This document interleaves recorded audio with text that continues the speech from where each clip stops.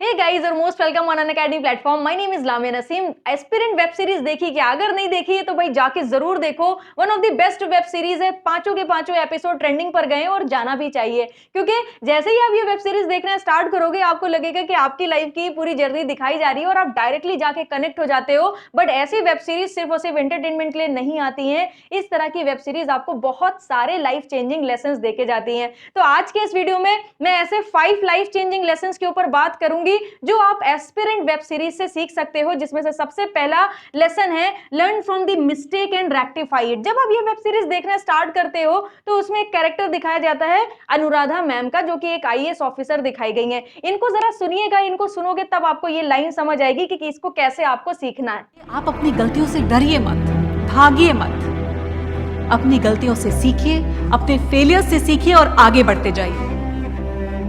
अब मैम को सुनने के बाद हमें ये चीज एकदम समझ आ जाती है कि भाई जब भी हम लोग किसी भी कॉम्पिटिटिव एग्जाम की प्रिपरेशन करेंगे तो डेफिनेटली हम लोग गलतियां भी करेंगे और कुछ फेल्योर्स भी देखेंगे, मगर उस फेल्योर्स को देखने के बाद हमें गिव अप नहीं करना है, उन चीजों को इंप्रूव करना है। जो भी मिस्टेक्स हम कर रहे हैं उससे आपको चीजें सीखनी है और उसे आगे जाके रेक्टिफाई करना है और अपनी लाइफ में कंटिन्यूअस इंप्रूवमेंट करते जाना है। तो ये बहुत ही इंपॉर्टेंट आपके लिए लाइफ लेसन हो जाता है। इसके बाद अब आप वापस से अनुराधा मैम को सुनो, जिससे आपको सेकंड इंपॉर्टेंट लाइव लेसन मिलेगा, that is your worst player में बिकम द बेस्ट कोच। जरा सुन के देखिए मैम को।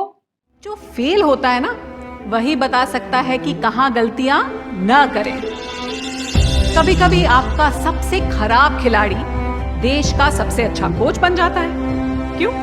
अब यहां से हम लोगों को एक चीज बिल्कुल अच्छे से समझ आ जाती है कि कितना ज्यादा जरूरी है फैकल्टी के ऊपर ट्रस्ट करना। अगर अभिलाष अपने फैकल्टी पर ट्रस्ट नहीं करता तो हो सकता है उस समय वो कोचिंग छोड़ के चला जाता और हो सकता है कि वो यूपीएससी भी क्रैक नहीं कर पाता। तो अपने फैकल्टी पर ट्रस्ट करिए। हो सकता है आपके फैकल्टी अपने टाइम पर एक एवरेज स्टूडेंट रहे, उससे क्या फर्क पड़ता है यार। यहाँ पर देखो, एक वर्स्ट प्लेयर भी इंडिया का सबसे बेस्ट कोच बन सकता है। और अगर आपका फैकल्टी अपने टाइम पर बहुत ही अच्छा एस्पिरेंट रहा है, एक टॉपर रहा है, तो वो भी आपको बहुत अच्छे से सिखा सकता है, क्योंकि टॉपर आपको वो सारी चीजें बताते हैं कि क्या क्या चीजें आपको इंप्लीमेंट करनी है अपनी जर्नी में। बट एक एवरेज स्टूडेंट जिसने फेल्योर देखा है वो आपको ये बताता है कि बच्चा क्या नहीं करना है जिससे आपको सक्सेस मिल सके। तो दोनों हमारे लिए इंपॉर्टेंट है, दोनों के ऊपर ट्रस्ट करना बहुत ज्यादा जरूरी है। अब अगर हम लोग थर्ड लाइफ चेंजिंग यहां पर लेसन की बात करें तो वो हमारा हो जाता है पॉजिटिव अप्रोच।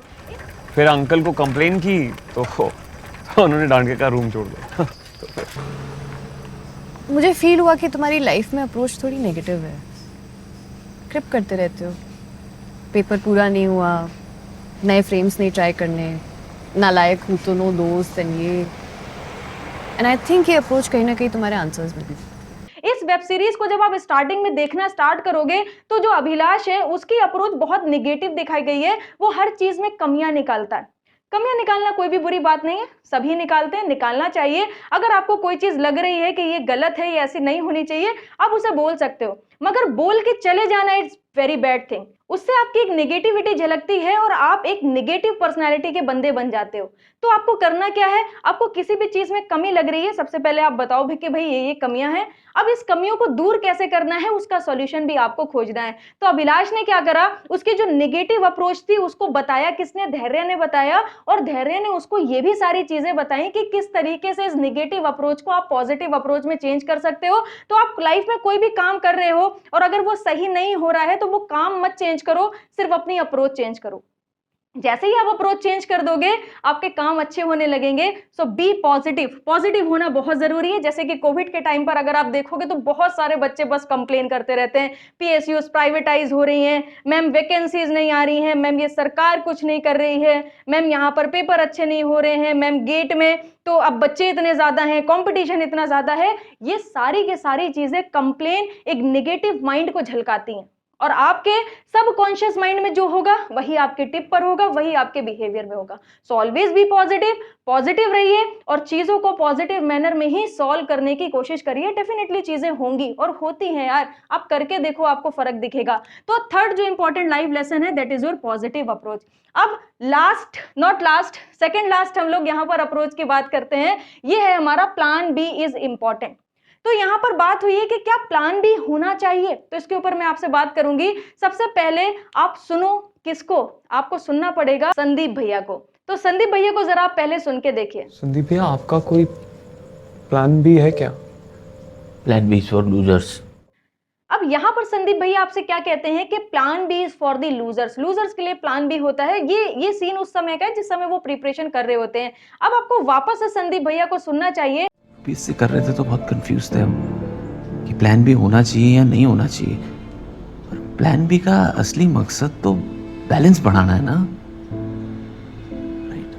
अब यहाँ पर सुनने के बाद हमें ये समझ आता है कि प्लान बी होना चाहिए। प्लान बी क्यों होना चाहिए? To make the life balance, ठीक है। बैलेंस मोड में अगर आपके पास लाइफ होगी तो डेफिनेटली आप थोड़ा कॉन्फिडेंट वे में वो चीज कर पाओगे, बिकॉज यू नो कि आपके पास प्लान बी भी है। अगर ये वर्क नहीं करा तो डेफिनेटली हम उधर जा सकते हैं। मगर सपोज कर लो आप कोई भी चीज करने जा रहे हो, सपोज कर लो आपने गेट की प्रिपरेशन के लिए आज सोचा कि आज मुझे गेट की प्रिपरेशन स्टार्ट करनी है, तो जिस समय आपने सोचा उसी समय प्लान बी लेके मत चलो, और प्लान बी इतना भी सॉलिड मत बना लो कि वो प्लान ए पर आपके डोमिनेट कर जाए। तो प्लान बी इनिशियल बनाने की जरूरत नहीं है। जब भी कभी आप कुछ करने जा रहे हो, सबसे पहले आप प्लान ए के साथ चलो, क्योंकि definitely plan B is for the losers. अगर आप प्लान बी रखोगे तो ए में सक्सेस की प्रोबेबिलिटी डिक्रीज हो जाएगी। जब आप वो काम करते जा रहे हो, 1 साल गुजर गया, 2 साल गुजर गया, आपका स्टिल वो पेपर नहीं क्रैक हो रहा है, वो काम आप सक्सेसफुली नहीं कर पा रहे हो, देन उसके बाद आपको प्लान बी के बारे में सोच लेना चाहिए। तो इनिशियली आपको प्लान बी नहीं सोचना है। प्लान बी इज इंपॉर्टेंट क्योंकि लाइफ में बैलेंस मेंटेन कर देगा प्लान बी आपके, मगर साथ साथ लेके चलोगे दैट इज वेरी रॉन्ग। तो आपको क्या करना है? आपको सबसे पहले प्लान ए के साथ आगे बढ़ना है। देन 1-2 साल अगर गुजर जाते हैं, आपको लगता है कि यहाँ पर मामला इतना अच्छा जम नहीं रहा है, then go for the plan B. इससे आपको एक बैलेंस भी मिलेगा और आप थोड़ा सा कॉन्फिडेंट हो जाओगे कि भाई हाँ ठीक है, प्लान बी अब हमारे पास है, ठीक है। तो ये एक लाइव लेसन हमें मिलता है। लास्ट है हमारा अपॉर्चुनिटी कॉस्ट। हम कितने सेल्फिश थे, सिर्फ अपने बारे में सोचते थे।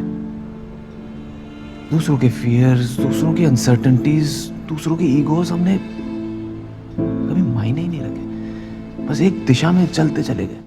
ये बहुत इंपॉर्टेंट है क्योंकि कई बार ऐसा होता है कि हम प्रिपरेशन के चक्कर में बहुत सारे प्रीशियस लोगों को खो देते हैं, बहुत सारे लोगों से दूर हो जाते हैं। तो डेफिनेटली जब आप किसी भी बड़ी चीज को अचीव करने जाते हो तो हर एक चीज की कॉस्ट आपको पे करनी पड़ती है। इवन आप बाहर जाके एक टॉफी भी खरीदते हो, च्युइंगम भी खरीदते हो, उसकी भी कॉस्ट आपको पे करनी पड़ती है।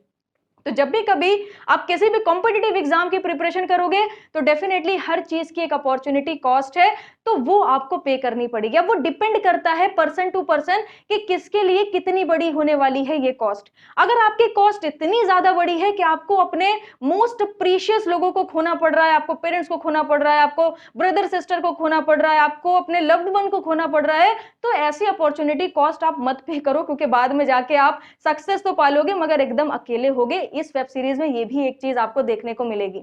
मगर अगर आपको अपॉर्चुनिटी कॉस्ट पे करनी है अपने टाइम के साथ, अपने हैबिट्स के साथ, अपने एंटरटेनमेंट के साथ, तो डेफिनेटली आपको पे करनी चाहिए। अगर आप इतना भी पे नहीं करोगे तो डेफिनेटली कुछ भी नहीं होने वाला। तो अपॉर्चुनिटी कॉस्ट आपको पे करना चाहिए, और बहुत ही कम ऐसा होता है कि आपको बहुत बड़ी बड़ी चीजें सैक्रिफाइस करना पड़ जाए। बहुत ही रेयर 5%, 10% लोगों के साथ ऐसा होगा जहां पर वो ये सारी चीजें पाने के लिए बहुत बड़ी कॉस्ट पे कर देते हैं। अदरवाइज जनरली अगर आप देखोगे तो आपको छोटी छोटी चीजों के साथ सैक्रिफाइस करना पड़ता है। शादी में नहीं जा सकते, दोस्तों से नहीं मिल सकते, पेरेंट्स से कम बात करनी है, एंटरटेनमेंट नहीं है, अकेले रह के पढ़ाई करनी है, हार्डवर्क करना है, इतना आप कर सकते हो। तो आई होप आपको ये 5 लाइफ चेंजिंग लेसन समझ आए होंगे। एस्पिरेंट देखी है तो डेफिनेटली आप डायरेक्टली इस लाइफ चेंजिंग लेसन से कनेक्ट हो गए होंगे, और अगर नहीं देखी है तो जरूर जाके देखना, क्योंकि आपको बहुत सारी, इसके अलावा भी आपको बहुत सारी चीजें सीखने को मिलेगी। Thank you very much for watching this video. Like कर देना, शेयर कर देना, कमेंट सेक्शन में लिख के जरूर बताना कि इसके अलावा आपने और क्या क्या चीजें सीखी हैं। Thank you.